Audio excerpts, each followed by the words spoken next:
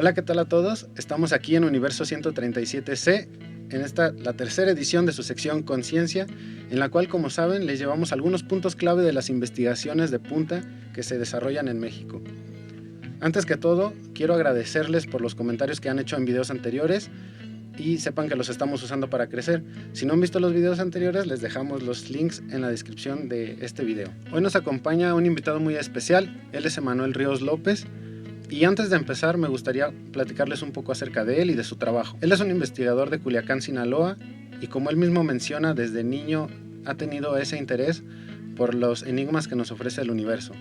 Se licenció en física en la Universidad Autónoma de Sinaloa en 2013, realizando un estudio teórico sobre trayectorias de partículas de prueba alrededor de un agujero negro. En 2015 obtuvo el grado de maestría en astrofísica en el Instituto INAOE de Puebla y ahí actualmente se encuentra estudiando su doctorado, el cual se centra en estudios de agujeros negros y galaxias en las que ellos residen. Dicho esto, sabemos entonces que tenemos un experto en agujeros negros aquí, así que vamos a aprovechar para ver cuál es su visión sobre estos objetos tan interesantes. Hola Manuel, ¿cómo estás? Hola Sergio, muy bien. Bueno, pues antes que todo, muchas gracias por venir. Sé que como investigador también eres una persona muy comprometida con la divulgación y eso es algo muy padre. ¿Cómo te sientes? Bien, bueno, primero, gracias a ustedes por la invitación. Me da mucho gusto que me hayan considerado y estar hoy aquí en su programa. Y bueno, sobre la divulgación, es algo que me gusta mucho. Principalmente empecé a participar en la actividad de divulgación desde estudios universitarios.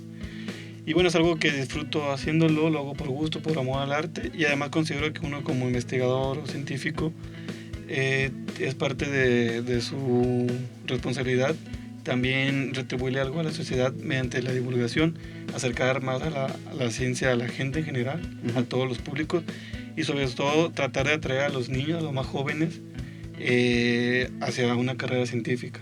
Y bueno, Manuel, entrando ya en materia, ¿nos podrías decir qué es un agujero negro? Sí, claro. Un agujero negro, o hoyo negro como también se le conoce, podemos definirlo como un objeto tan denso y tan compacto que produce un campo gravitacional tan enorme que ni siquiera la luz puede escapar de él. Es decir, algo que cruce o entre un agujero negro ya no puede salir, ni siquiera la luz. Y bueno, ¿y por qué siempre se dice ni siquiera la luz? Pues bueno, la luz, para darnos cuenta de la magnitud de este objeto, la luz es la ley de la física nos dice que nada viaja más rápido que la luz. La luz tiene una velocidad de 300.000 kilómetros por segundo. Bueno, eso para mí es muy impresionante. Y de ahí de que se le acuñara hace unos 40 años aproximadamente el término de negro, porque si ni siquiera la luz puede escapar, entonces estos objetos no los podemos observar. Entonces de ahí viene el término de negro, ¿no? De agujero negro. Entonces podemos decir que una de sus características más importantes es esto, ¿no? Su campo gravitacional tan fuerte, ¿no? Como le mencionaba. Además me gustaría hablar, siempre cuando hablamos de agujero negro, de manera muy general, otras dos propiedades que lo describen. Uno es su tamaño o radio de Schwarzschild, como se le conoce por el astrónomo alemán Karl Schwarzschild, y también su masa. Esto hay que tenerlo muy presente. ¿Por qué? Porque si decimos que un agujero negro tiene una masa tal o determinada, esa masa debe estar contenida específicamente en ese radio de Schwarzschild, o sea, en ese radio. Entonces esto es muy importante. Y a su vez, cuando hablamos de radio de Schwarzschild, implica otro concepto, bueno, o dentro del concepto de agujero negro, que es el famoso horizonte de eventos. Esta es una superficie matemática, la cual no delimita el agujero negro. Y es siempre cuando dicen, si algo cruza el horizonte de eventos, es el punto de no retorno, ¿no? Es cuando ya nada va a poder escapar del agujero negro. Aquí también me gustaría introducir, para que quede más claro lo que es un agujero negro, hablar un poco de lo que es la velocidad de escape. La velocidad de escape de un cuerpo es la velocidad de escape que tiene que vencer un objeto para poder superar la fuerza de gravedad de un cuerpo, ¿no? Por ejemplo, todos los cohetes o satélites que se envían fuera de la Tierra tienen que tener una velocidad de escape mayor a 11 kilómetros por segundo. Es decir, si queremos abandonar la Tierra, esa es nuestra velocidad mínima para poder superar el campo gravitacional de la Tierra. Entonces, si hablamos de un agujero negro en este contexto, ¿cuál sería su velocidad de escape? Pues la velocidad de la luz, 300.000 kilómetros por segundo, ¿no? Pero como dijimos, eso es imposible.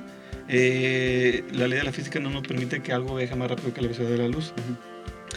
Además, este concepto de agujero negro siempre me ha llamado mucho la atención por algo en particular. hace más de 200 años que se empezó a hablar de lo que es un agujero negro, no con este nombre.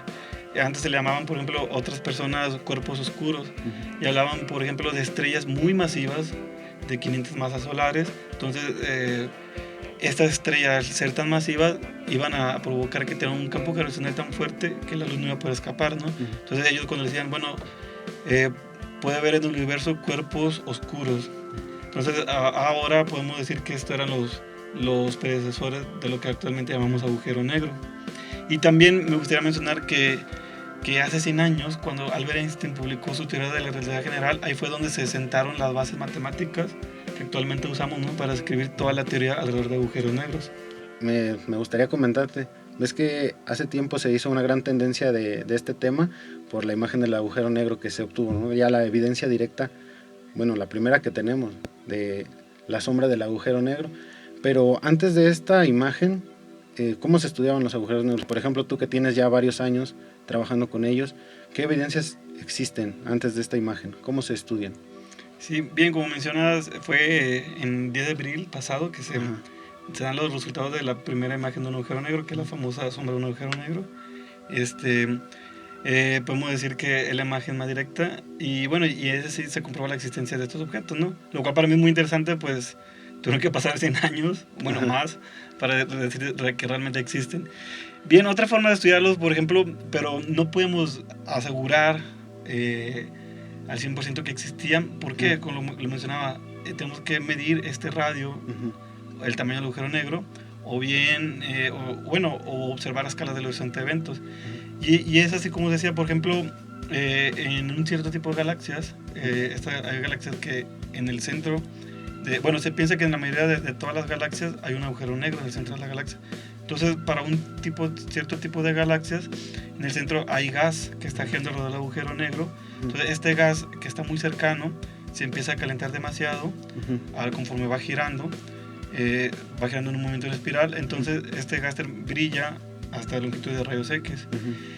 Y entonces, cuando mediante estas observaciones de rayos X de este gas que gira alrededor del agujero negro, se podía inferir la masa del agujero negro.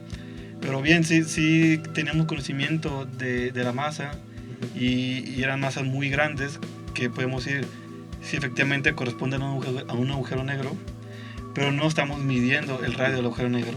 Entonces, por eso no podíamos asegurar a ciencia cierta que existían. Otra forma de estudiarlo, que es en lo que estoy trabajando, era mediante las leyes o relaciones, observando galaxias. Mediante, por ejemplo, midiendo el brillo o la luminosidad de la galaxia, podemos también inferir la masa de los agujeros negros. ¿Me puedes decir qué objetos o en qué objetos se pueden aplicar estas leyes? Así es, bueno, nosotros estamos trabajando con galaxias, ahí es donde la estamos utilizando o aplicando, pero igual se puede aplicar en objetos como cúmulos estelares, y también otro tipo de objetos astronómicos, pero nosotros nos enfocamos a las galaxias. Nosotros, por ejemplo, hemos estado trabajando con una muestra de galaxias en el universo local, es decir, galaxias cercanas. Y dentro de esta muestra de galaxias que tenemos, estamos cubriendo los principales tipos morfológicos que conocemos. Con tipo morfológico nos referimos a la forma y o estructura que tiene la galaxia. Así pues, tenemos, por ejemplo, galaxias elípticas, que pueden ser galaxias con una forma muy, muy redonda.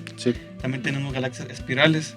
Cuando hablamos de galaxias espirales, tenemos un disco donde además está el disco donde hay estrellas y gas, y este disco tiene unos brazos espirales, de ahí viene el nombre. Estos brazos que se enrollan, salen del centro de la galaxia y se enrollan a lo largo del disco. Y precisamente en el centro de esta galaxia hay otra componente, así, también de una forma esférica o redonda, más compacta. Más compacta, que lo que llamamos bulbo. Entonces tenemos galaxias elípticas, espirales, y también dentro de las espirales hay otro tipo de galaxias que se llaman espirales barradas.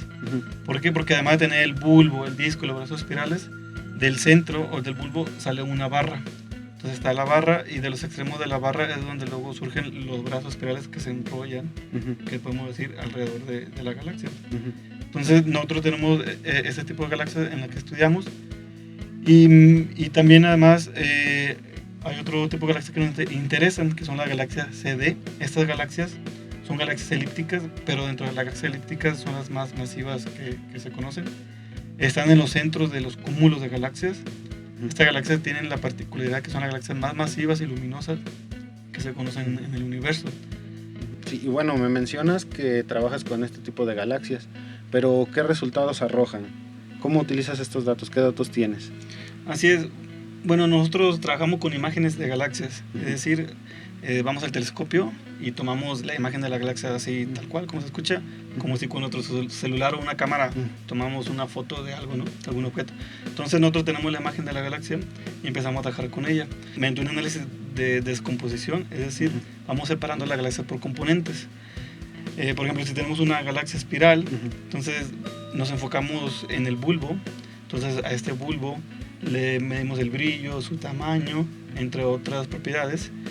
De igual forma, si tenemos una galaxia espiral barrada, medimos el tamaño del bulbo, luminosidad del bulbo, del disco y también de la barra. Si es una galaxia elíptica, por ejemplo, pues consideramos a la galaxia elíptica como un todo, entonces a la galaxia elíptica le medimos estas propiedades. Entonces, al tener estas propiedades físicas de la galaxia, podemos estimar la masa del agujero negro. ¿Por qué? Porque hemos ido aprendiendo con el paso de los años que, por ejemplo, si nosotros conocemos la luminosidad de una galaxia elíptica, podemos conocer la masa de un agujero negro, ¿no? Eso sería una relación de escalamiento específica. De igual forma, incluso si hay otra que si conoce el tamaño de la galaxia, igual puedes obtener información sobre la masa del agujero negro. Pero ¿cómo es que estas galaxias que son tan diferentes, estas que tienen una forma tan extraña como pueden ser una las galaxias espirales y otras las elípticas, cómo es que cumple las leyes de escalamiento en estos dos tipos de objetos? Así es, eso es la parte interesante, ¿no? Porque como dices, efectivamente una galaxia espiral, morfológicamente hablando, es muy diferente de una galaxia elíptica. Pero es precisamente que por eso hacemos esta descomposición o división entre componentes, ¿no? Y en una galaxia espiral nos enfocamos en el bulbo. ¿Por qué? Porque el bulbo comparte muchas similitudes con la galaxia elíptica, tanto en su estructura, como decíamos, tienen una forma más esférica, simétrica o redonda, por decirlo así. Pero también, no solo eso, también sus procesos de formación, se piensa que un bulbo se forma de manera similar como se forma una galaxia elíptica.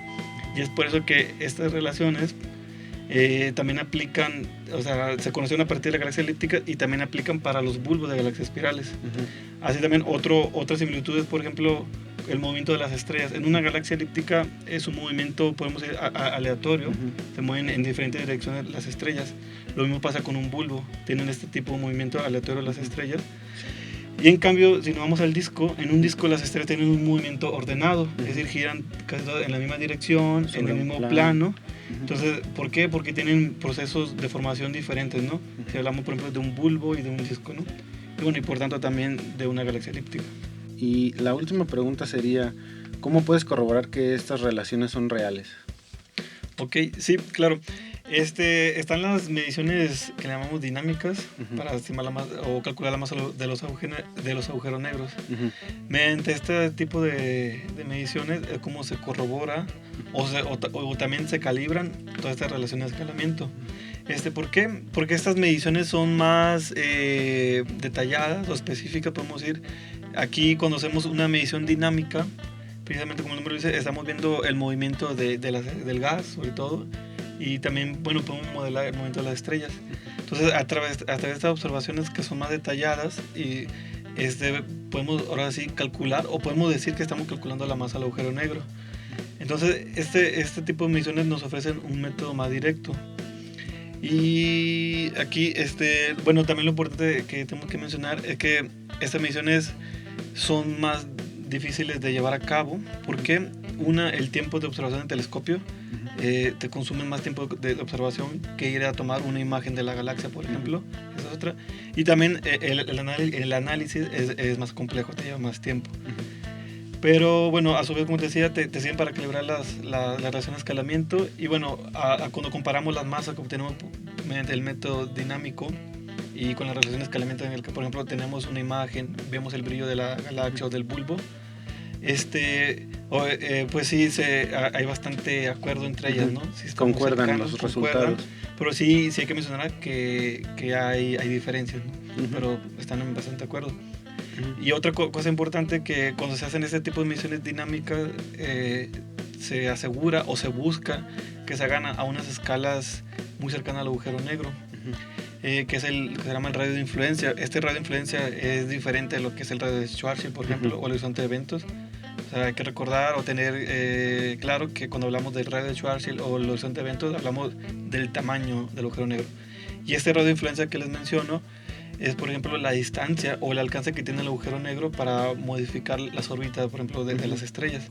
Entonces, cuando se hacen estas mediciones dinámicas, se busca llegar a estas escalas del radio de influencia, ¿no? Entonces ya también nos estamos asegurando que estamos realmente en una zona muy cercana al agujero negro, donde estamos viendo la dinámica del gas y de las estrellas. O sea, esta dinámica que estamos viendo de movimiento está regida por el agujero Así negro. Es. Y bueno, y la otra parte muy importante que tiene que ver con las observaciones de la sombra del agujero negro, esas observaciones que les comentamos al inicio, es la medición más directa y es la evidencia del accidente de un agujero negro. Cuando se calcula la masa del agujero negro, esta masa da muy cercana con las mediciones dinámicas, ¿no? Entonces, a su vez, la primera imagen del agujero negro sirve también para corroborar todos estos métodos, ¿no? Tanto la relación de escalamiento como las mediciones dinámicas, que sirven para calcular masa de agujeros negros. Es como darle refuerzo a estas leyes dinámicas. Así es, sí. Uno puede reforzar toda esta teoría que venimos utilizando y bueno, y estos métodos, ¿no? Para calcular masa de agujeros negros. Bueno, Emanuel, pues por mi parte sería todo. Muchas gracias por responder estas preguntas. Te reitero el agradecimiento por venir, por darnos un poco de tu tiempo y darnos esta charla tan asombrosa. Muchas gracias. Al contrario, gracias a ustedes, a todo el equipo de Universo 137C por invitarme y dejarles hablar un poco de mi trabajo. Y claro, con gusto regreso cuando ustedes me inviten.